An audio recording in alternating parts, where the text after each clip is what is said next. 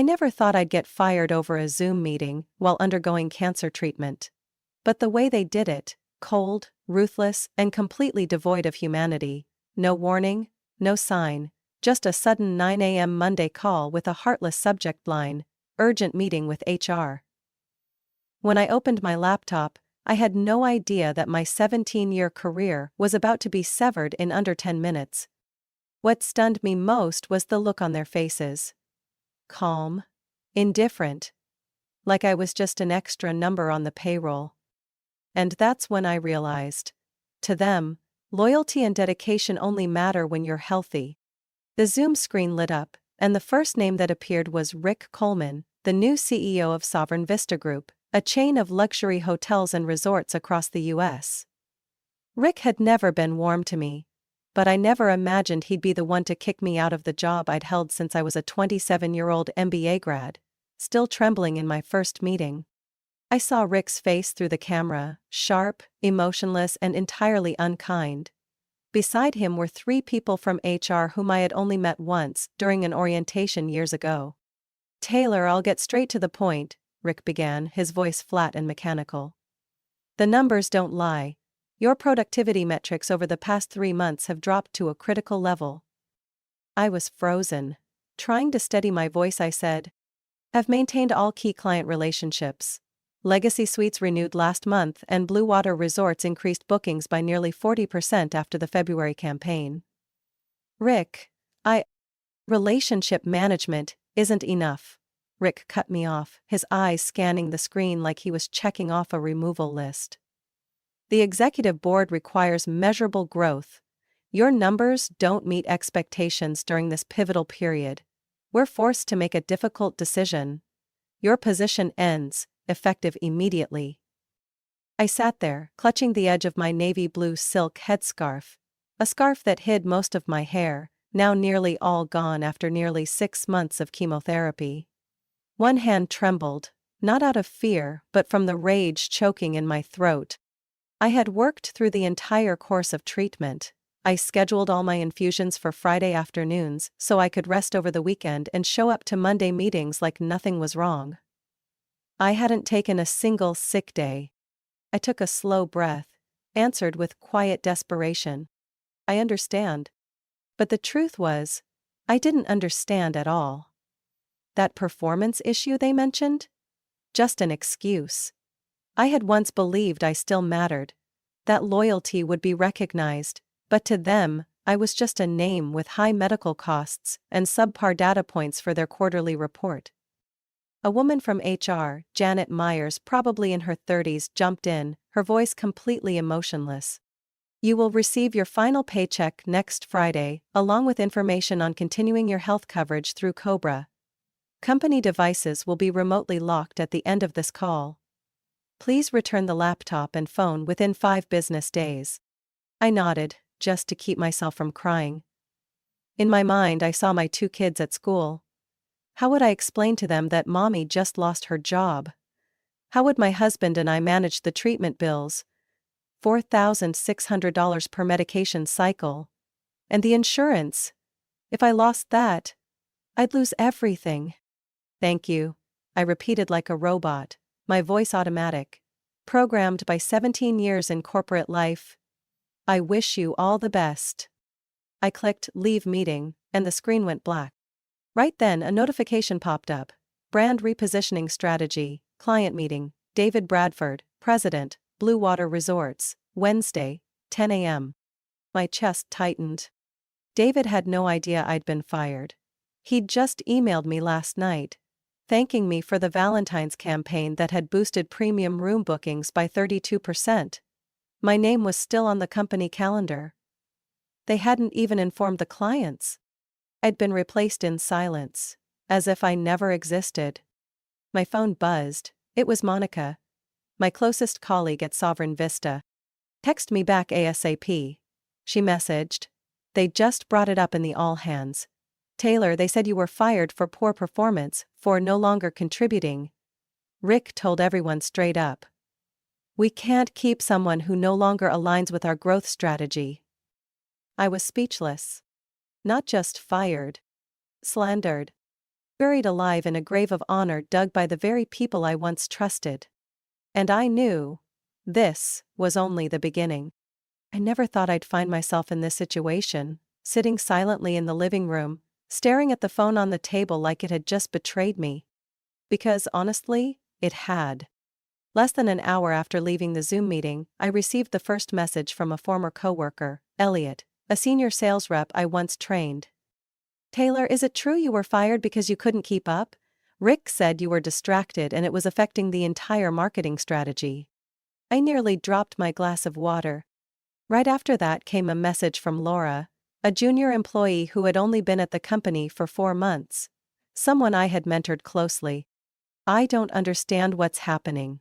They said you were let go for dragging down the whole team's performance, but I clearly remember you led the Blue Water campaign back in February." My throat went dry, like it was being squeezed shut. I opened my personal laptop and logged into the old internal Slack account. I knew the company devices had already been remotely locked, but I needed to be sure. And then, I saw it. A pinned message in the All Hands Company channel, posted by Rick Coleman just minutes after the Zoom call ended. "We regret to announce the departure of Taylor Matthews, Director of Marketing. In recent months, her performance has not aligned with the company's growth objectives. During this period of rapid expansion, we are unable to retain team members who no longer contribute strategically. We encourage the team to stay focused and take advantage of the exciting opportunities ahead." I froze. No thank you, no acknowledgement of 17 years of service. Just carefully chosen language designed to bury my credibility in front of the entire company. Minutes later, my phone rang. It was Matt, head of the client division. Someone I'd worked closely with on the Evergreen campaign in Texas. "Taylor, what's going on?" he asked, panicked. "Rick just told the client teams that you left the company due to personal reasons and underperformance." "What? You've been working non-stop through 6 months of illness." I pressed my lips together, trying to stay calm. "That's what they told the clients? No handover? No partner communication?" "Not a word. Legacy Suites just called me. They're confused and don't know who's taking over. Blue Water is frustrated because they haven't received a confirmation for the May campaign. You know how they are. They hate being left in the dark." I clenched my fists. The choking feeling wasn't just in my throat anymore, it was spreading through every part of my body. Rick hadn't just fired me. He was erasing me.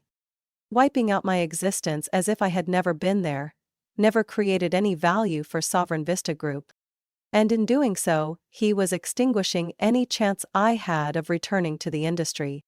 That night, while updating my LinkedIn profile, another email arrived, from a company internal address. Nora@sovereignvista.com. Subject: Staff announce. Marketing Director transition. I clicked.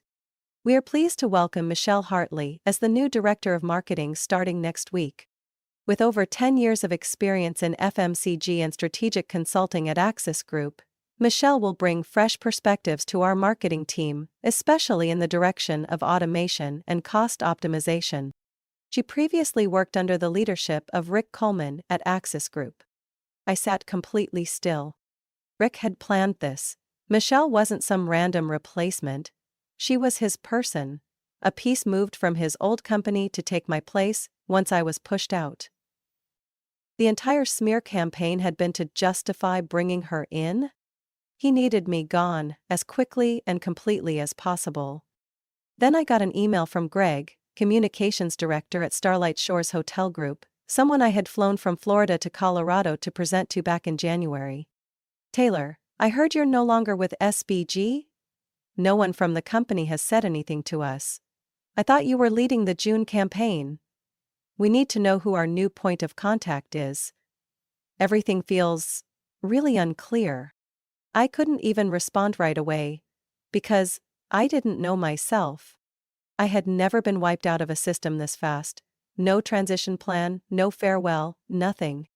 And now, my reputation had been publicly shredded in front of colleagues, clients, and relationships I'd spent nearly 2 decades building. Rick hadn't just taken my job. He burned the entire bridge of honor behind me, and then came back to scatter the ashes over my resume. Are you okay, Mom? Emily, my oldest daughter, asked, as I tried to close the laptop. I nodded. Yeah, Mommy's just a little tired. I saw you crying earlier. I turned away, not wanting her to see my tears. I'm really okay, everything's going to be fine. But deep down, I knew fine wasn't going to come on its own. I'd have to fight for it, bit by bit. And I also knew Rick had picked the wrong person to push out. I used to believe that what I gave to Sovereign Vista would be irreplaceable. I blindly trusted that 15 years of loyalty, since the days when the company was just a rented office in the Dallas suburbs with barely 20 people, would be a shield strong enough to protect me from any storm. I was the first to lay the foundation for the marketing department. I wrote every line of the first website, hand-designed our print materials, and drove a rental SUV all across the South to pitch strategies to partner hotels. I'd eaten dinner on a plastic chair in a hotel hallway, just to finish a last-minute proposal for the board the next morning. I never shied away from a task, and for over a decade, the results spoke for themselves. Client retention rate, always above 92%. Annual marketing revenue, exceeded targets by 12 to 20% for 7 straight years. My team, the most stable in the company, with the lowest turnover. But all of that began to fade the moment Rick Coleman showed up. Rick was introduced as the highly sought-after COO from New York, brought in from a major hotel conglomerate. Someone expected to optimize operations ahead of an expansion phase. He didn't look like a ruthless type at first. Tall, polished, tailored suits, always talking about transparency, efficiency, and digital transformation. At first I thought, great, someone to share the leadership load. At least I'll have more time to focus on market strategy. But within weeks, I realized how naive I'd been. Rick started by requiring all department heads to use a new performance tracking platform he introduced, a dashboard tool called Cintrametrics, where every figure was analyzed through a proprietary algorithm. He said, "We need visual data to prove value. Intuition isn't enough anymore." I didn't object. I understood the importance of data. But what followed was something else entirely. 3 months later, at a quarterly strategy meeting, Rick presented a performance summary across departments. My marketing team, once the board's golden child, was suddenly labeled below expectations. I stared at the data table. Average cost per lead up 18%? Campaign completion time exceeds benchmark by 2.4 days? I raised my hand to speak. Rick, those numbers don't tell the whole story. Our campaigns for Legacy and Highland were complex, custom-built projects with personalized content. You can't compare that to simple, automated campaigns. He shrugged, his eyes cold. But costs still increased. We're aiming for streamlined processes, Taylor. Gut feelings don't replace quantitative metrics. I felt something was very wrong. A few weeks later, I was removed from the meeting list for a call with the CEO of Emerald Lux Hotels, even though I'd built their entire communications plan. When I asked why, the coordination assistant whispered, "Rick wants to try a new approach." Gradually, I was edged out of senior meetings. Instead, Rick began inviting Michelle Hartley, who at the time was just an external consultant, not even officially hired, into major project reviews. She was the only person I wasn't allowed to communicate with directly, only seeing her name in cold, emotionless CCs on emails. Last November, I organized a workshop for nearly 30 hotel partners in Chicago, an event I personally managed from start to finish. After receiving a 4.9 out of 5 rating from attendees, I sent a results report to the executive team. Rick replied with a single dry line. "Thanks. Next time focus on KPIs instead of subjective feedback." I scoffed. So, customer feedback and market satisfaction, those were subjective to him. That's when I started saving everything. Emails, documents, internal comments, approved plans. Not because I thought I'd be fired, but because something in my gut told me a shadow plan was already in motion. "Taylor, I think I should handle the Blue Water project," Rick said bluntly during a meeting in early January. Michelle has fresh insight. She can tap into the younger customer segment more effectively. I stared at him. I've led that project for 3 years. We just rolled out a regional content segmentation strategy this quarter. You're going to scrap all of that? I want to improve it. He emphasized every word. And don't take it the wrong way, Taylor. We appreciate your contributions. But everything needs to move faster, leaner, more data-driven. At that moment, I knew I had been pushed aside. And by February, when my doctor told me I needed to begin chemotherapy earlier than expected, I reported it to HR and to Rick. But I also made it clear, I wasn't asking for time off. I would work through treatment. He just nodded, never meeting my eyes, then turned to Michelle and smiled. I didn't understand that look until the day I was fired. Rick didn't just take my job. He stripped away my influence layer by layer, chipped at my authority, and quietly deducted points from my reputation. Like someone slowly burning the bridge you're still standing on. I thought being fired was the lowest point of this nightmare. But then a FedEx envelope arrived at my house Tuesday morning, and it proved how naive I still was. The sender was clearly printed, Legal Department, Sovereign Vista Group. I tore it open with a sinking feeling, like I was about to read a death notice. And just like my instincts warned, the cold, calculated words inside were as sharp as a poisoned blade. According to Section 14.3 of the signed employment agreement, employees may not use work hours for personal activities. Upon reviewing access history, we have identified that between December and March, Ms. Taylor Matthews repeatedly accessed the system during hours designated for medical treatment, specifically scheduled chemotherapy sessions. This behavior constitutes a violation of work hours and suggests potential time fraud. The company demands repayment for the total hours in violation, 124 working hours, totaling $8,720. Failure to comply within 14 days from receipt of this notice may result in legal action. I was frozen. What were they doing? I worked during treatment. I never took leave. I joined meetings from the cancer treatment center while nurses inserted IVs into my arms. I sent client reports from a hospital bed. And now it was all twisted into time fraud? I clutched the letter, my eyes stinging. My heart was pounding so loudly I could hear it in my ears. Something cold and cruel had revealed its true face. Rick didn't just want me gone. He wanted my name buried, wanted to erase every ounce of value I had ever brought, and label me as a compliance risk, to justify his decision. I immediately called Lauren, the labor attorney who helped me resolve a contract dispute 6 years ago. They're asking you to return wages because you worked during chemo? Her voice cracked with disbelief. This is the most shameless form of defamation I've ever seen. They didn't use the word defamation. They cited the contract and internal policy. I answered, my voice catching. Taylor, you did nothing wrong. In fact, you did more than the law requires. Working through treatment is a sign of commitment, not misconduct. They're twisting ethics into legal loopholes. I pulled out the folder I'd been quietly compiling for the past 6 months. I hadn't expected to use it, but my instincts, sharpened by years in the corporate world, had told me to prepare for the worst. I had everything. Confirmation emails from the hospital, with treatment schedules attached. Meeting notes with my name listed during treatment periods.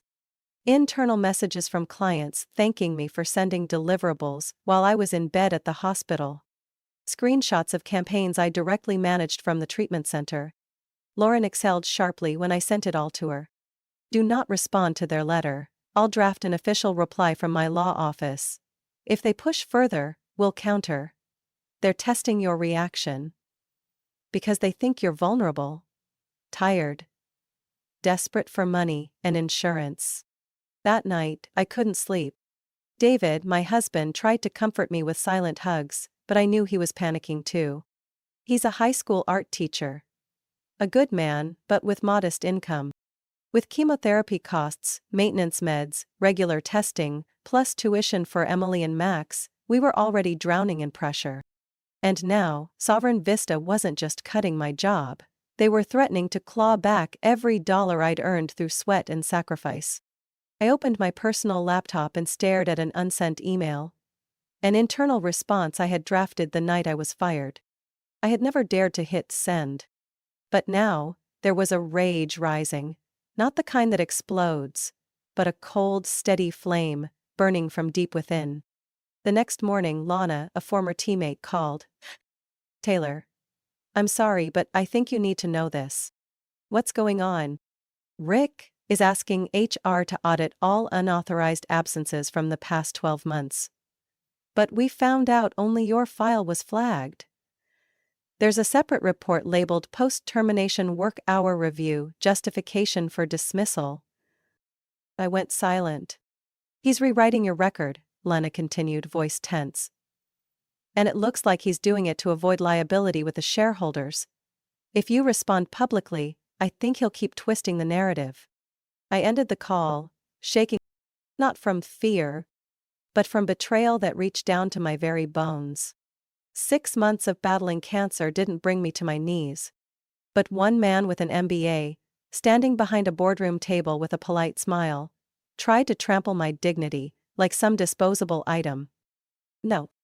No one has the right to turn me into an error statistic just to justify their political games.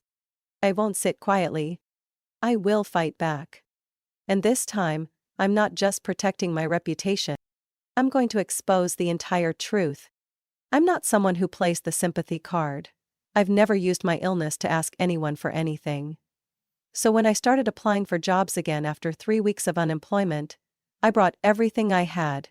15 years of hands-on experience, a decade of exceeding targets, and glowing recommendations from major clients I'd worked with. I believed that with all that, it wouldn't take long to get back on my feet. But I was wrong.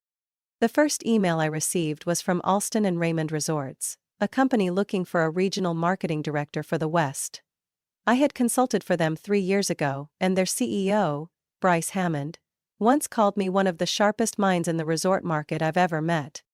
The Zoom interview went smoothly. They asked about successful campaigns and I shared Legacy Elevation, a campaign that doubled bookings in Nevada in 6 months.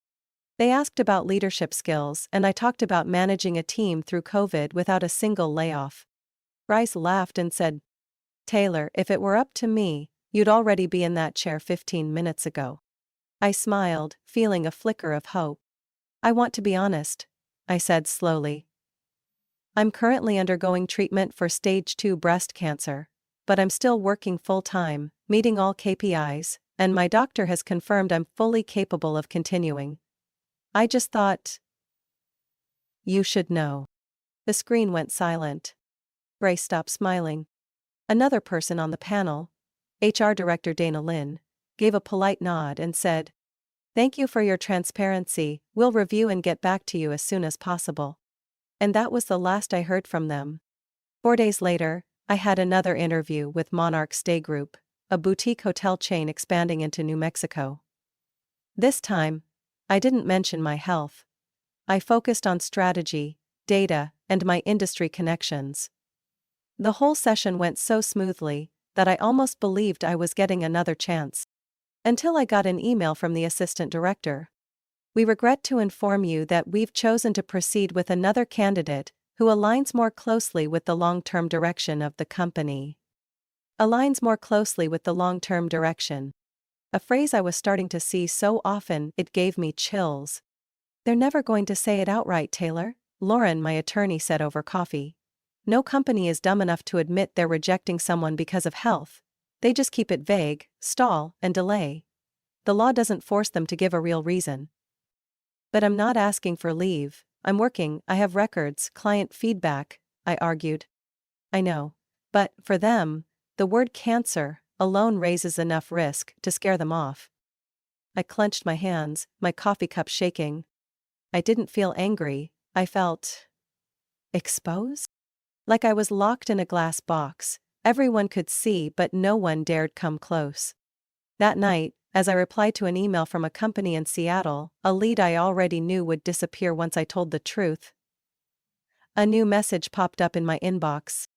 It was from Gabriel Knox, CEO of Rivercrest Hotels, a former client I'd worked with for 3 consecutive summers. "Taylor, I just heard. I'm truly sorry for what happened at SVG. They don't realize what they've lost." I gave a soft, tired smile and typed a short reply. "Thank you. I'm okay. Just trying to start over." Gabriel didn't reply right away. But the next morning, I received an email from Rivercrest HR inviting me to interview for the position of Head of Strategy, Special Projects. A light at the end of the tunnel? The interview with Rivercrest was unlike anything else. No one looked away when I spoke about treatment. No one changed expressions when I mentioned attending meetings, running campaigns, or writing content while undergoing chemo. Instead, Linda Moreno, the HR director, rested her hand on the table, tilted her head, and asked, "Would you need a more flexible schedule? We can support a hybrid model if that would help with your health." I was nearly speechless. After the interview, I left the Rivercrest building without letting myself hope too much. I'd been disappointed enough times to stop believing in anything that felt like a good sign. But, that evening, as I was reheating chicken soup for David and the kids, my phone rang. It was Linda. "Miss Taylor, the board called an emergency meeting, and the decision is, we want you on the team. Not out of pity, but because we know you can bring real value." I froze. I couldn't believe it. "Are you sure?" "Absolutely. Oh, and we offer extended health insurance. It includes cancer treatment. No need to worry." I didn't cry.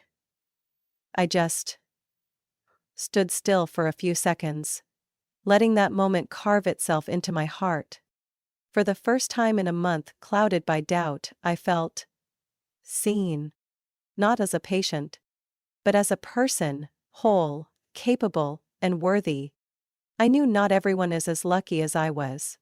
Too many people out there are fighting illness and society's silent rejection at the same time. But if I had survived cancer, and weathered the darkest storm of corporate politics, then I could rise from this too. And no one had the right to make me feel less valuable just because I fought for my life. I've never been the type to make threats. I'm not someone who seeks revenge. But there's a limit to silence, and Rick Coleman had crossed every line, not just with me, but with the people who helped build and believed in Sovereign Vista from day one. I knew I had to act. Not out of personal anger, but because the truth was being twisted. Day by day, minute by minute. That night, after putting Max to bed and kissing Emily goodnight, I sat alone in my home office. Warm desk lamp casting a glow over the stack of documents I had guarded like lifeblood. Meeting notes with my name listed during hospital treatments. Client emails during that time thanking me directly.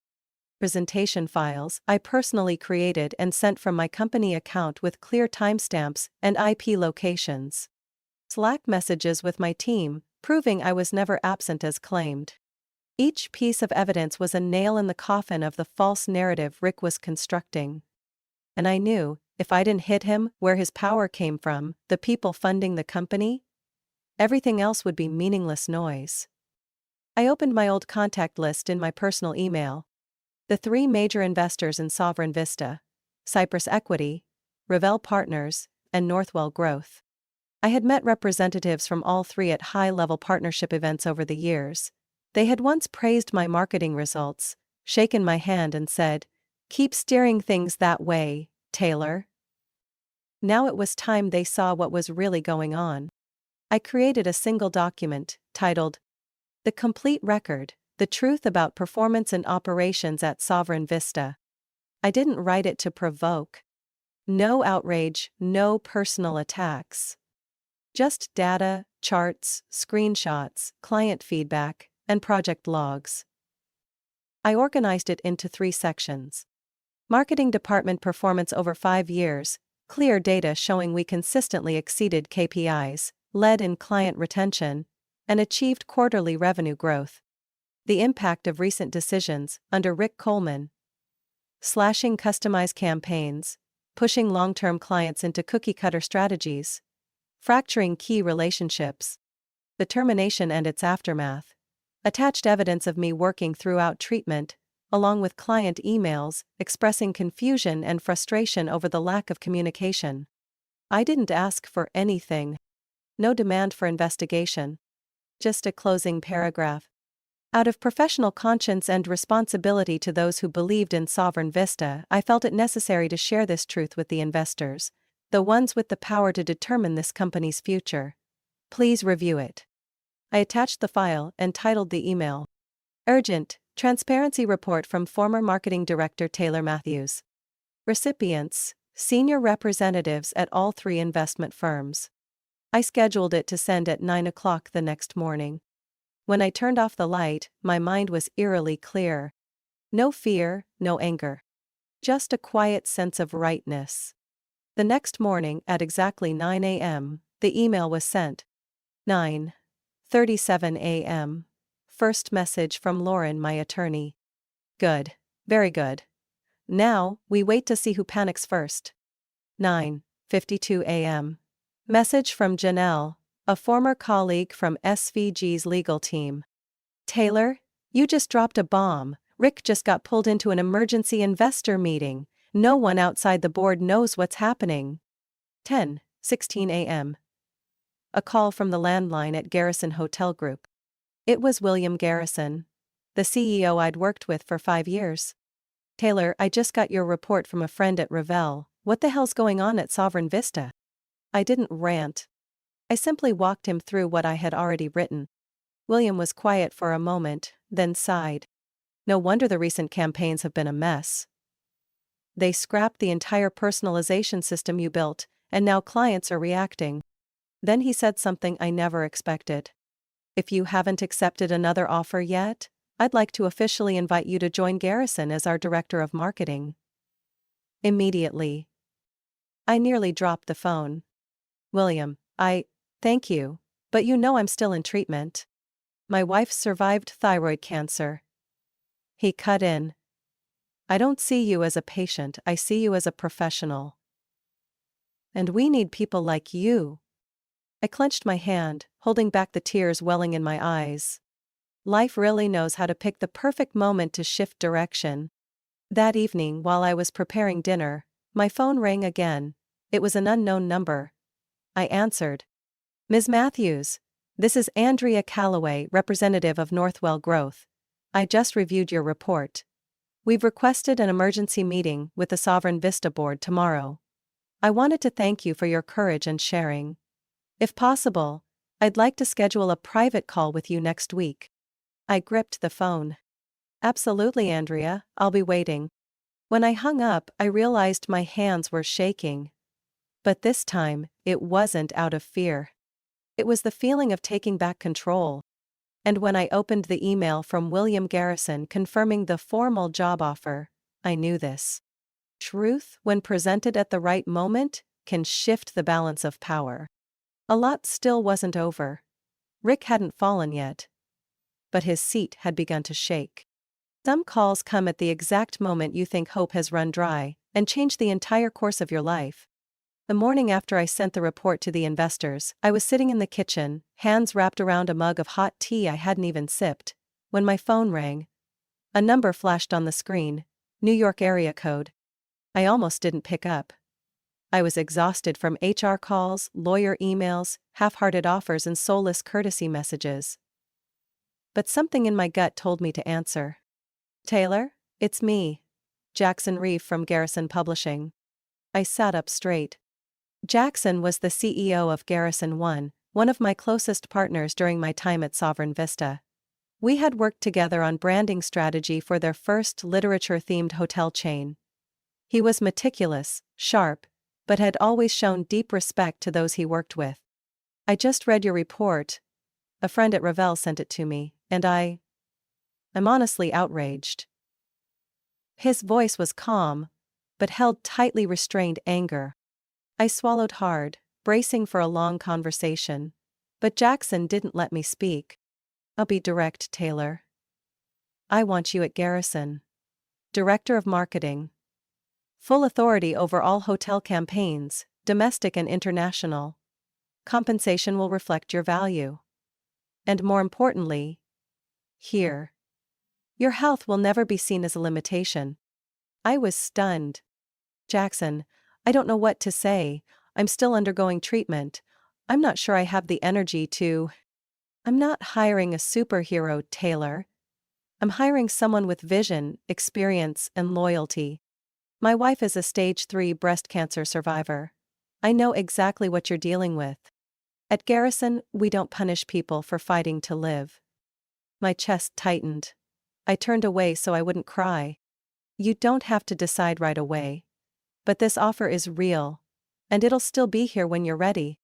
I clutched the phone, hands trembling. Not from anger, but from emotion. After everything that had been taken from me, someone finally saw who I was, not just what I was going through. It didn't take me long to decide. 3 days later, I signed the contract. In the congratulatory email, Jackson included a simple line. We don't just hire talent, we hire people. On my first day at Garrison, I arrived at the Manhattan headquarters wearing an old ivory blazer, David's birthday gift to me 5 years ago. I stood outside the 5-story red brick building, heart pounding in my chest. Not out of fear, but because I knew I was stepping into a new chapter. I thought I'd never get to write.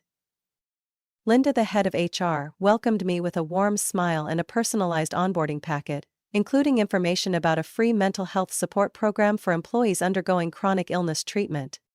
If you ever need to work remotely on any given day, just let us know in advance. No paperwork, no hassle. We trust that you know your own limits.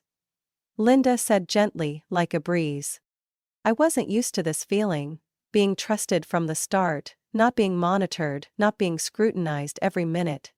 When I stepped into my new office, a small but sunlit space with a window facing a quiet park, I realized something simple. I no longer had to fight just to exist. Here, I was allowed to breathe. A week later, as I was brainstorming with the team on a campaign for the Hemingway Hotel, my phone buzzed. It was an email from Sovereign Vista's old internal system, secretly forwarded by a former colleague. Subject: Urgent announcement. Executive restructure. The message was brief and cold, like every email I used to receive there. Effective immediately, Rick Coleman will no longer serve as COO of Sovereign Vista. In the interim, all marketing and partner operations will be overseen by Ms. Michelle Hartley until further notice. I stared at the screen. Rick had fallen. Not because I sought revenge, but because the truth had finally broken through the polished shell he tried to build. That evening, David held me in his arms as I walked through the door. How's Garrison? He asked, kissing my forehead. They have decent coffee. No one spends the whole day talking about productivity, cost, ROI. And I don't need permission to go to follow-up appointments. I smiled, then added softly, I'm okay. Really, okay. He nodded, his arms still wrapped tightly around my shoulder. Then Max came running out of his room, holding a handmade card with scribbled letters. Congrats, Mom, on your new job. Emily stood behind him, smiling like a tiny sun. I pulled them both into my arms, heart full of something I thought I'd lost, peace. In the end, I didn't retaliate. I chose truth. And that choice set me free. 3 months after I walked into Garrison Publishing, I received an unexpected call from a number I didn't recognize but somehow felt familiar. Taylor, this is Eleanor Carr from Northwell Growth. Do you have a moment? I sat back down, placing the Book the World campaign materials on my desk. Of course. Eleanor didn't waste time. I'm calling to thank you. Your report sparked an internal dialogue that should have happened months ago. Thanks to what you provided, we were able to see the full picture. Rick Coleman had been hiding. I stayed silent. After an independent investigation, the Board of Investors voted unanimously. Rick's termination was made effective immediately. The merger deal with Rothbridge Hotels has been suspended indefinitely. We are now restructuring the entire executive team. I closed my eyes, letting her words sink into every corner of my mind. Rick was gone. Finally. There's one more thing, Eleanor continued. The board would like to invite you back. Not only to reinstate your former role, but to offer a new one. Chief Customer Strategy Officer. You'd have full authority to rebuild the marketing framework however you see fit. I pressed my lips together. The answer came to me without hesitation. Thank you for the trust, but I can't accept. Eleanor paused, slightly surprised. Would you mind sharing why? I took a deep breath. Because I've found a place where I don't have to prove my worth every day. A place where I'm not afraid that a 9 a.m. Zoom call could erase 15 years of my career. And more importantly, I no longer want to return to a place that once saw me as a burden. There was a brief silence. Then, Eleanor said, I understand. Still, thank you for giving us the chance to make it right. I hung up and felt weightless. The next morning, an email was sent from Sovereign Vista's internal system with the subject line: Executive Leadership Change, Official Statement from the Investment Board. I no longer had access, but Lana, the same former colleague who once forwarded me internal updates, had passed it along. Effective today, Mr. Rick Coleman will no longer serve as Chief Operating Officer of Sovereign Vista. We thank him for his contributions during his tenure. Additionally, we are formally reinstating the personalized marketing policies that once formed the foundation of our strategic vision. Clients can be assured that all partnerships will continue with our highest level of commitment. I let out a dry laugh. A thank you for someone just exposed for dismantling the entire customer ecosystem.